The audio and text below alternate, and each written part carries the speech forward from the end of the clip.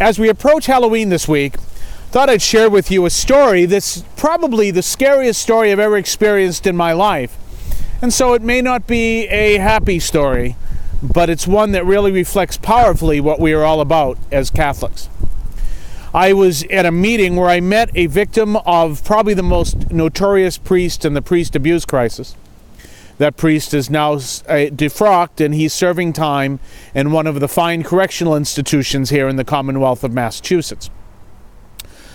A friend of this victim, he spoke to me, and he looks at me and he says, "You're a priest, right?" And I said, "Yes." He says, "That means you have the power to call down God."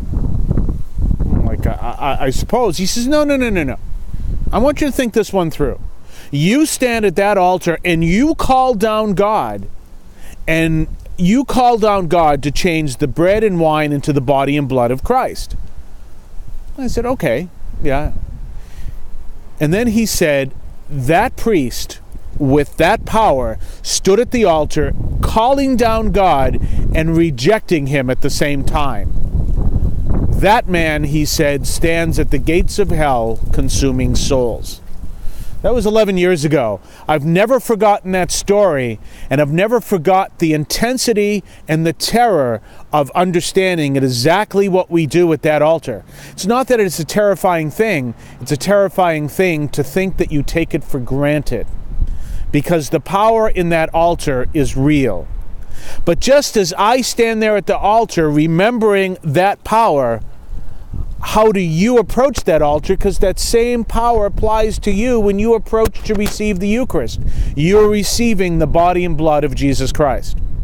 In today's gospel, we're looking at the story of two men who approached the Lord. And if we look carefully at Jesus' words, we see that Jesus says something fascinating. First of all, he describes this Pharisee who's talking about how wonderful he is as someone who is only speaking to himself. So obviously the Pharisee thinks he's speaking to the Lord, but Jesus makes it clear he's not. The Lord isn't listening to him, and so he's only speaking to himself. And so he says those words, "Oh Lord, I thank you that I am not like this publican. I am this, and I am that, and I am this, and I am that." Notice how many times Jesus has him say the word "I." Well, then the publican, we know, just simply says, "Lord, have mercy on me, a sinner." He's approaching the altar in humility and reverence. Jesus makes it clear that it was the publican who walks away justified. Now, what does that mean? Well, the evangelicals use that term, and what it means is justified, never sinned. In other words, the publican walks away saved. The Pharisee did not. That's what Jesus implies. The Pharisee was not saved. The publican was. So those are powerful words that Jesus says. And they bring up the question of how do we approach the altar? Are we approaching the altar as people who are humble in humility, or are we approaching the altar as people who are prideful, saying, "I don't care what the church teaches, I'm going to do things my way"?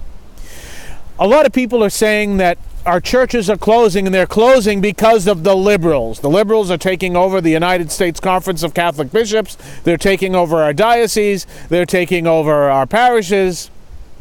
Maybe. But that's not the reason why the parishes are closing. The reason why the parishes are closing is because, especially in the English-speaking community, there's a loss of the sense of reverence and humility in approaching the altar. There are too many people who are saying, "I don't care what the church teaches, I'm going to do things my way. I don't care, I'm going to do things the way I want to do things." You can't approach the altar like that. Many people are screaming for the bishops to tell politicians who support abortion to not receive communion. Well, the bishops aren't going to do that. I think for one reason is because then the politicians will turn that admonition into a red badge of courage. We've already seen that on MSNBC. But if we look at that even more powerfully, we can see what the bishops need to do is spread the message and not focus on a particular political stand or to a particular group, but to communicate to all of us, and we need to share that. It's not a question of where you stand on a political issue, it's the question of whether or not you're approaching that altar in humility and reverence. If you're approaching that altar saying, "I don't care what the church is teaching, I'm going to do things my way," that's not humility and reverence, and you'll never experience the power of the Lord. You're walking to the altar pridefully. But when we turn to the Lord and we say, Lord, have mercy on me, a sinner. Lord, when we walk to that altar in humility and reverence, then we are open to the power of the Lord. There are people who will stand there and say, I'm not walking into a Catholic church until they ordain women. I'm not walking into a Catholic church until they change their teaching on marriage, on sexual reproduction rights, or so to speak, or whatever the case may be, on gay marriage and everything else. I'm not walking into a Catholic church. Then you'll never experience the power of the Lord. Others are turning around and saying, Lord, I don't understand your teachings. Please help me to understand them. I struggle with them. Please open me with your grace to the power of your teachings. Those people will experience the power of the Lord. And then there are others, the living saints, who say, Lord, whatever, I follow you wherever you go. Well, we know those are the living saints.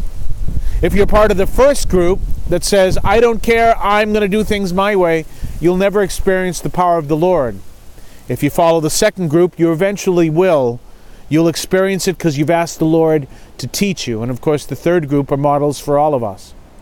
Whatever the case may be, the question needs to be, how do you approach the gospel? How do you approach the altar of the Lord? And if you approach it in humility and you approach it in reverence, you will find the power of the Lord touching your heart. If you don't, just as we see in that parable, the Lord will say, you're only approaching yourself. God bless you.